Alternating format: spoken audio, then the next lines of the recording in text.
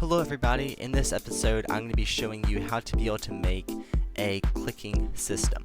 So without further ado, let's go ahead and get started. So first of all, what we're going to go ahead and do is make a leader stats script.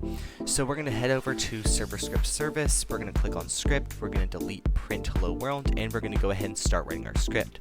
So the first thing that we're going to do is we're going to make a function that when the player is added into the game, or when the player joins the game, we're going to go ahead and create this function that what it's going to do is it's going to tell Roblox to do whatever is inside of it when the player joins. So what we're going to go ahead and do is we're going to make a leader stats variable, and we're going to set this leader stats variable to an instance.new folder, and we are going to parent it to the player. So now what we're going to go ahead and do is we're going to give leader stats a name, and we're going to set the name to leader stats just like this. So now what we're going to go ahead and do is we are going to create our, I would say, cache that is going to be inside of leader stats, so we can be able to display it on the Roblox leaderboard. So let's go local cache is equal to instance.new int value leader stats. Then what we're going to go ahead and do is we're going to do cache.name is equal to cache, and we're also going to say cache.value is equal to 0, which means when the player joins, the player is going to have 0 cache. So now if we go ahead and test this out inside of the game, we can see that it works perfectly. Cache is over here, and the player starts with 0 cache. So now what we're going to go ahead and do is actually make the clicking system. So for this to work, we're going to go ahead and make a script in player GUI. So let's go ahead and start working on the script. So what we're going to go ahead and do is we are going to type in local user input service. Now this service is going to, when we click anywhere on the screen, it's going to go ahead and tell the game that a player clicked on the screen. So what we're going to go ahead and do is we're going to go ahead and write this function out. So we're going to go ahead and type user input service dot input began connect function to input, and then we're going to say if, let's see, so we're going to say if input dot, okay, we forgot to add something over here. We need to add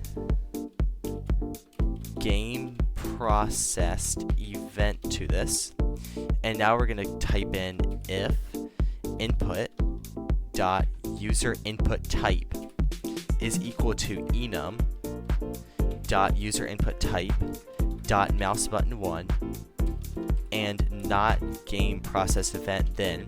So what this is saying is when the player clicks with their left mouse button, then, and it's not on a UI and it's not on a text button or a image button, then what we're going to go ahead and do is we're going to go ahead and make a remote event. So let's go ahead and just add a remote event, and let's go ahead and reference replicated storage, which is where the remote event is found,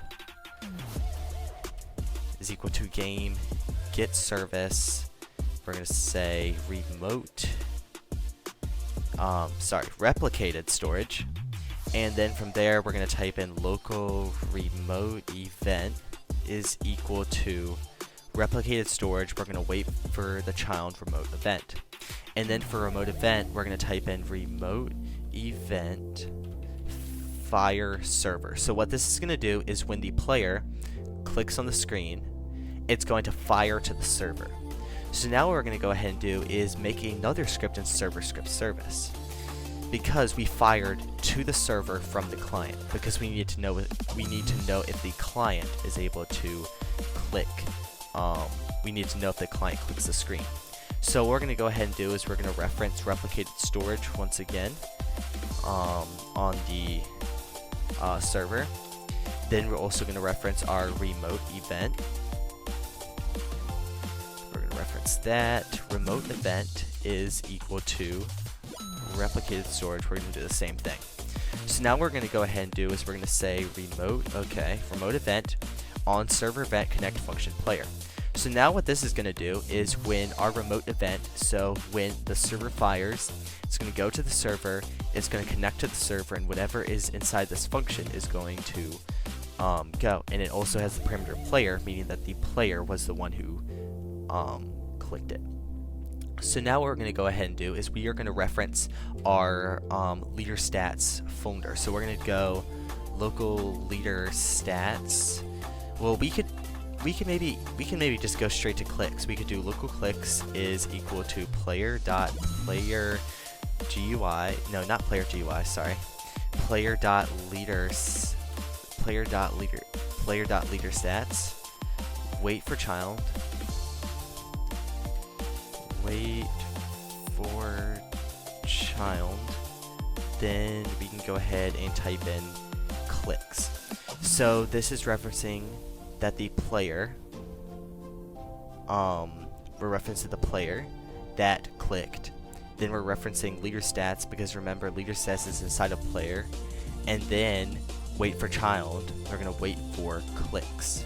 So we can maybe even do, just to be safe, I'm just gonna do local leader stats is equal to player.leader stats, and then we're just gonna do this. Just like that. And then what we're going to go ahead and do is clicks dot value, because if you remember inside of, let's go ahead and run the game. And I know we haven't finished the script. That should happen.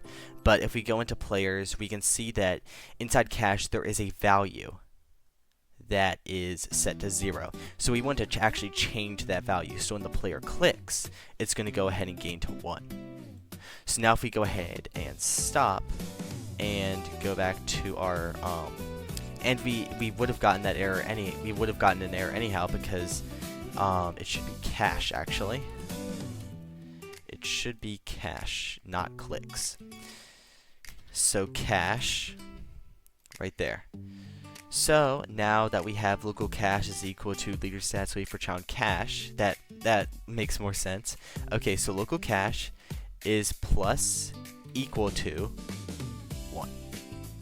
So what this is going to say is when r is cache.value, which is already equal to 0, and then we're going to and then that equals cache.value plus 1. So basically this, if you're confused, this is the same thing as this. Cache.value plus 1. It's a whole lot easier to just do plus equals 1. So now what we're going to go ahead and do is we're going to go ahead and play the game. And as you can see, when we click, we're actually getting clicks. So as you can see over here, we can see that we're actually getting clicks. So 20, 21, 22, 23, and so on. Every single time we click on this screen whatsoever, we are getting clicks. But if we click on this, as you can see, we're not getting any clicks, because if we go back to our local script, it says and not game processed event, because game processed event is when we have this UI that we can actually click on. So as you can see on here, we can click on it because this is a text label or some sort of label, but this is a button, and when we're clicking on a button, it's not actually clicking. So as you can see on here, on chat, it's not working. On here, it's not working either. When we click on this, it's not working. It only works when we click this or any sort of label or frame or screen UI. So that is basically our clicker system complete. If you guys enjoyed this video, I can be able to expand the clicker system and add some more details to it and make it a little bit better. So I hope you guys enjoyed the video, and I will see you in the next one. Peace.